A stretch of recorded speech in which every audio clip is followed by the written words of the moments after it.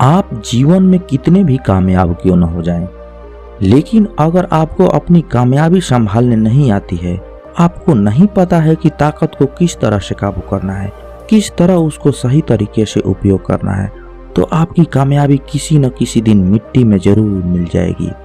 जितना जरूरी कामयाब होना है, उससे कहीं ज्यादा जरूरी है उस कामयाबी को संजो कर रखना, उसको संभाल कर रखना। अक्सर लोग कामयाब होने के बाद भी अंधेरे में गिरते चले जाते हैं। इसका एकमात्र कारण यही है कि उन लोगों को अपनी सक्सेस, अपनी कामयाबी को संजो कर रखना नहीं आया। उनको नहीं पता था कि कामयाब होने के बाद वो अपनी कामयाबी का किस तरह से सदुपयोग करेंगे। मनुष्य के बर्बाद होने के कारण आपने सुने होंगे गुस्सा, आलस्य वगैरह वगैरह।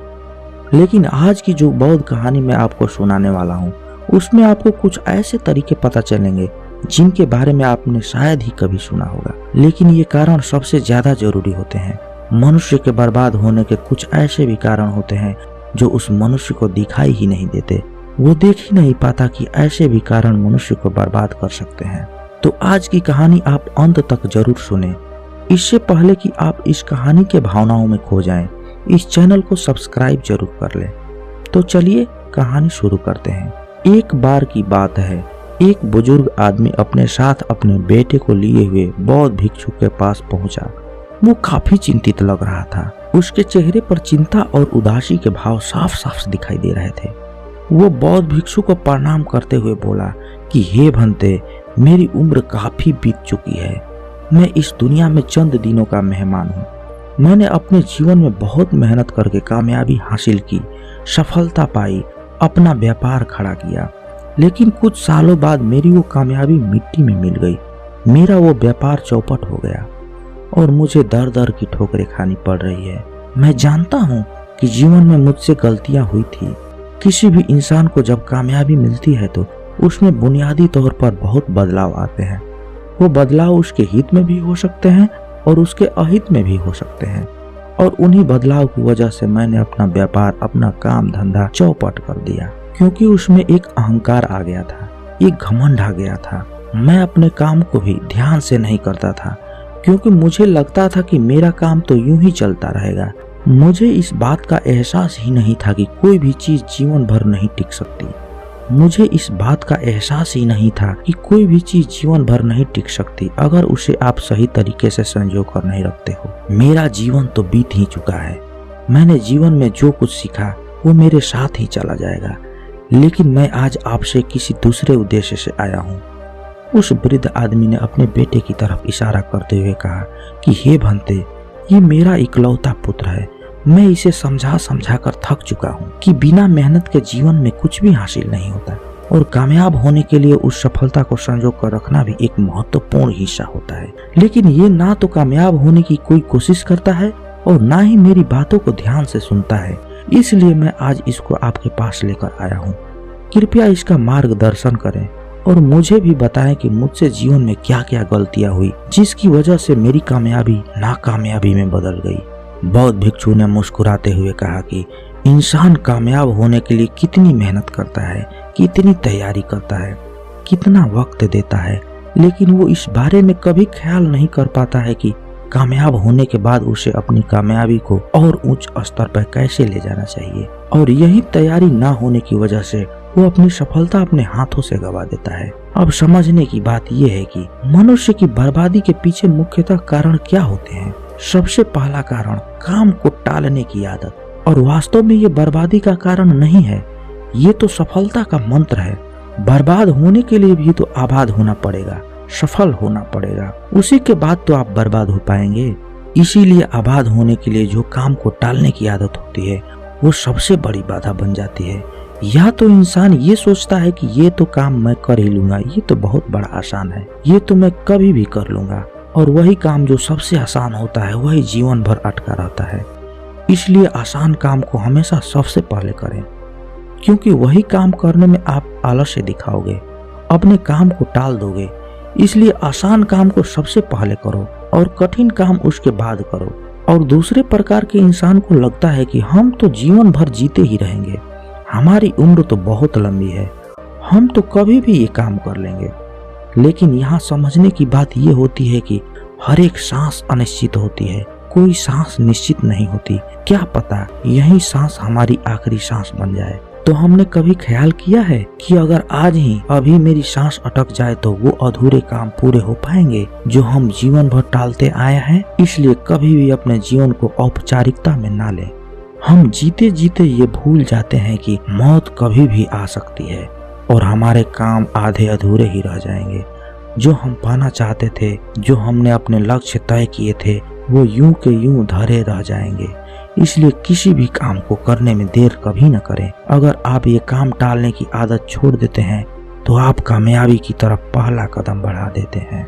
अभी आप कामयाब नहीं हुए, लेकिन आपने कामयाब होने के लिए सबसे बुरी आदत को पीछे छोड़ दिया, वह काम टालने की आदत। या फिर आलस्य से मनुष्य की बर्बादी का दूसरा मुख्य कारण होता है अपनी भावनाओं पर काबू न करना। अक्सर इंसान की अपनी भावनाओं पर काबू नहीं रहता है। कभी बहुत ज्यादा दुखी हो जाता है तो कभी बहुत ज्यादा गुस्से में भर जाता है और यही भावनाएं उसे जीवन के अहंकार में धकेल देती है। भावनात्मक होना अच्छी बात है, लेकिन भावनाओं में बह जाना आपको बर्बादी की तरफ ले जा सकता है। आपसे किसी ने कुछ कहा और आप तुरंत गुस्से में भर गए और आपने उस गुस्से में ऐसा कदम उठा लिया जो आप कभी भी उठाना नहीं चाहते थे। ये सिर्फ आपकी भावनाओं की वजह से हुआ है, आपकी वजह से नहीं हुआ है। आप गुस्से में थे, वो गुस्सा आपकी भावना बनकर आपके ऊपर हावी हो गया और उसने आपसे ऐसा काम करवा दिया जो आप करना ही नहीं चाहते थे। इसीलिए खुशी में भी अपनी भावनाओं को काबू में रखना चाहिए। जब हमें कुछ मिलता है तो हम बहुत ज्यादा उत्तेजित हो जाते हैं। हम सबको चीख चीख कर बताने लगते हैं कि हमने ये हासिल कर लिया, वो हासिल कर लिया, लेकिन बाद में वो खो जाने के बाद वही लोग हमारा मजाक उड़ाने लगते हैं। इसलिए अपनी खुशी को भी बहुत ज्यादा उत्तेजित होकर दूसरों को बताने की आवश्यकता नहीं है। आप अपना काम करते रहिए, अपनी भावनाओं को काबू में रखिए। मनुष्य की बर्बादी का तीसरा मुख्य कारण होता है दूसरों को खुश करने की आदत।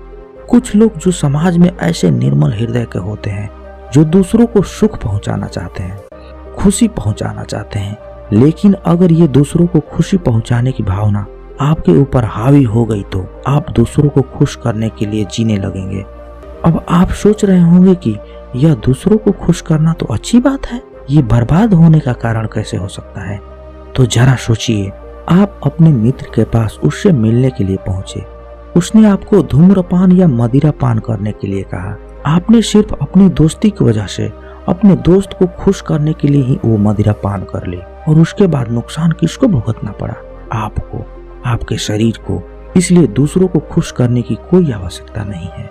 जहाँ पर हम खुद को हानि पहुंचाकर दूसरों को खुशी देते हैं, दूसरों को सुख देते हैं, तो हम अपने ऊपर अत्याचार कर रहे होते हैं, अपने साथ विश्वासघात कर रहे होते हैं।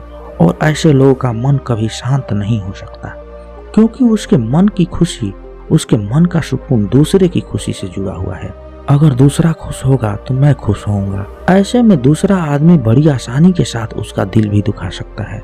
इंसान की बर्बादी का चौथा मुख्य कारण होता है अहंकार। लेकिन चिंता मत करिए, कामयाब होने से पहले आप में अहंकार नहीं आ सकता। अगर कामयाब होने से पहले आप में अहंकार है तो आप कामयाब नहीं हो पाएंगे। लेकिन अहंकार मुख्य रूप से आपको कामयाब होने के बाद ही जकड़ता है। आपके अंदर इस बात का घमंड अंदरूनी रूप से प्रवेश कर जाता है कि मैंने जो हासिल किया है वो समाज में किसी ने नहीं किया, दुनिया में किसी ने नहीं किया, और यही अहंकार हमारी बर्बादी का कारण बनने लगता है। याद रखना, दुनिया में कुछ भी खोने या पाने जैसा नहीं होता, इसलिए अहंकार की कोई बात ही नहीं है। सब कुछ पीछे छूट जाएगा। हम अपना बस कृत्य कर रहे हैं, अपना काम कर रहे हैं। अगर हम अपना कर्म मन लगाकर करते रहेंगे तो हमें अपने कर्म पर, अपने कृत्य पर कभी घमंड नहीं करना होगा, कभी भी अहंकार नहीं होगा। हम अपने कृत्य को किसी दूसरे से ऊंचा नहीं समझेंगे, किसी दूसरे इंसान को अपने से छोटा नहीं समझेंगे। इसलिए हर इंसान इस दुनिया में अपना कृत्य कर रहा है, अपना काम कर रहा है। काम को तो हमने बांट दिया है छोटा या बड़ा पूंजी के हिसाब से।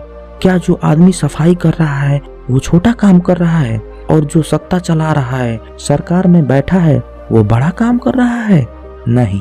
अगर आप आंखें खोलकर देखेंगे, समझदारी पूर्वक देखेंगे, तो दोनों काम अपनी जगह पर उतनी ही जरूरी है। बाकी सब अच्छे काम एक समान होते हैं। ये परमात्मा की बनाई हुई व्यवस्था है। उसने अपने तरीके से दुनिया को चलाया है और उसी तरह दुनिया चलेगी। हम सिर्फ उसके हाथों की कठपुतलियां हैं। हम अपना काम कर रहे हैं, अपना कृत्य कर रहे हैं और उस पर अहंकार करने का कोई भी मतलब नहीं बनता। मनुष्य की बर्बादी का 5वां मुख्य कारण होता है लालच। जब आदमी कामयाबी हासिल कर लेता है, धन कमाने लगता है, तो उसके मन के अंदर तरह तरह के लालच उठने लगते हैं। उसके मन के अंदर चलने लगता है कि मैं अभी और धन कमाऊं और सफलता हासिल करूं और कामयाब बनूं।